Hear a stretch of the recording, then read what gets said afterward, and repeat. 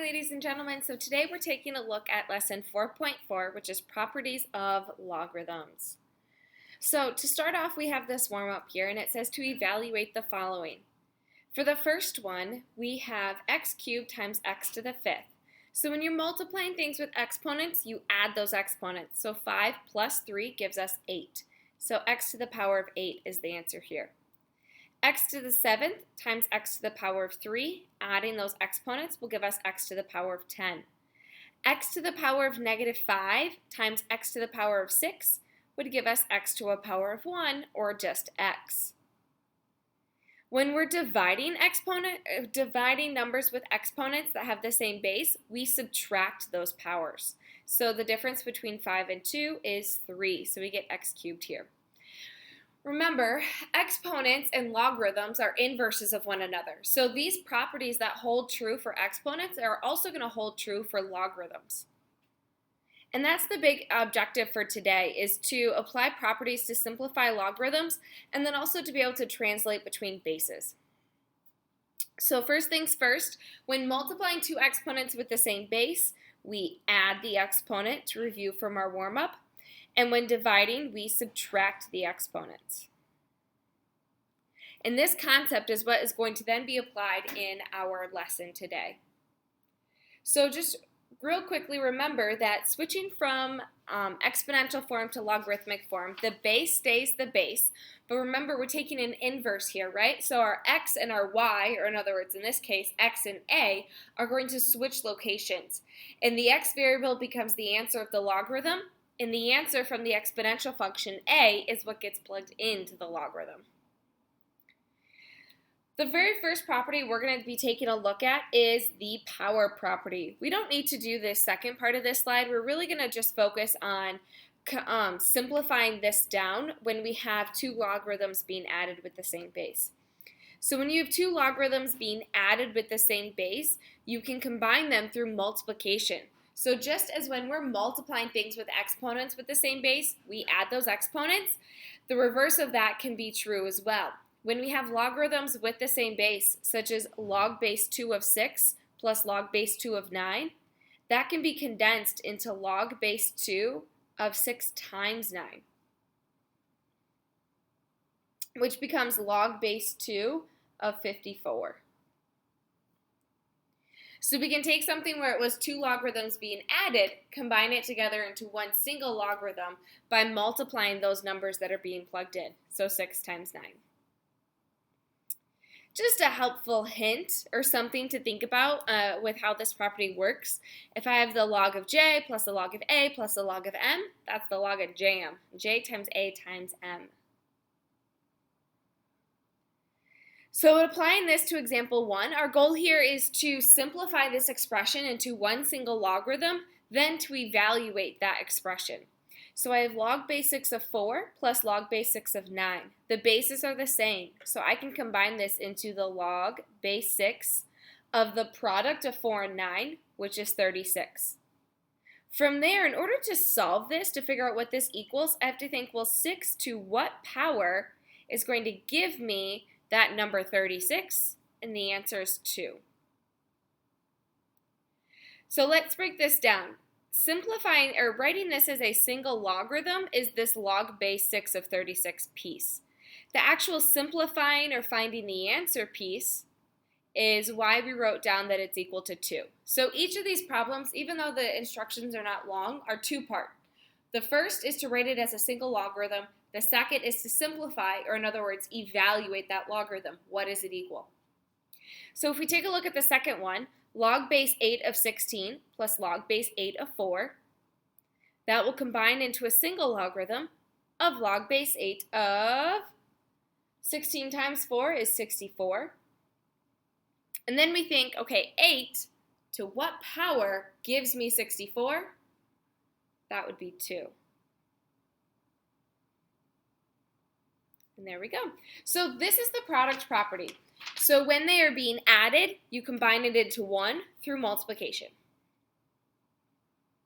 Now we have the quotient property, and again, we're not going to need that bottom line there. The quotient property works very similarly. When two things are being subtracted, you combine it into one using division. So if I have log base 2 of 20 minus log base 2 of 5, I can combine that into one logarithm, base 2, of the division of 20 and 5. Now this is where you have to be careful. You have to make sure you're putting the first value from the logarithm in the numerator and the second value in the denominator. So it needs to read 20 divided by 5, not the other way around, because that won't get us anywhere, and that would be a wrong answer. 20 divided by 5 is 4, so we have log base 2 of 4. You'll notice that I did put parentheses around this here. You can put the parentheses or you cannot. It's really personal preference. I like to do it just so that way there I'm focusing in on what's being evaluated in the logarithm and I don't get lost in my numbers. So let's put this to practice with example 2. Log base 5 of 100 minus log base 5 of 4. We want to write this as a single logarithm, then simplify. So it's two-parted. First, let's combine it as a single logarithm. They're being subtracted, so that means we get to divide the numbers that are being plugged into the logarithm. Meaning I'm going to have log base 5 of 100 divided by 4. Well, that's going to give me log base 5 of 25. Remember, to evaluate this or to simplify this, we have to think kind of in our head, okay, 5 to what power is 25? And the answer to that question is the answer to this logarithm. Well, 5 to what power is 25? That'd be 5 to the power of 2.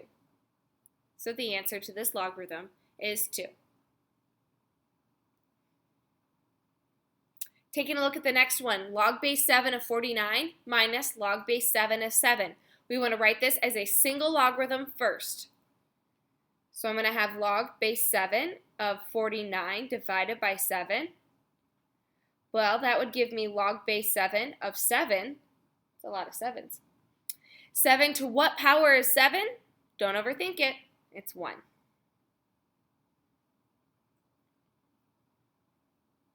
So we've learned about the product property, which says when two logarithms are being added, we can condense it into one using multiplication. Then we talked about the quotient property that says when two logarithms are being subtracted, we can combine them using division. The next is what's called the product property. The product property really essentially says you can take the exponent and kick it to the front. Now, the reason why that works is as follows.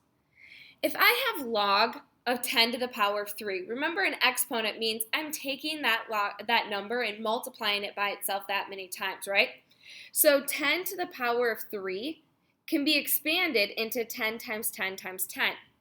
Well, remember, when things are being multiplied inside of a logarithm, we can break that apart using that product rule and write it as those logarithms being added together with the same base.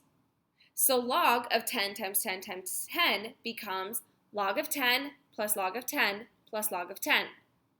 Well, we can simplify that because repeated addition is multiplication. So that's the same thing as 3 times the log of 10.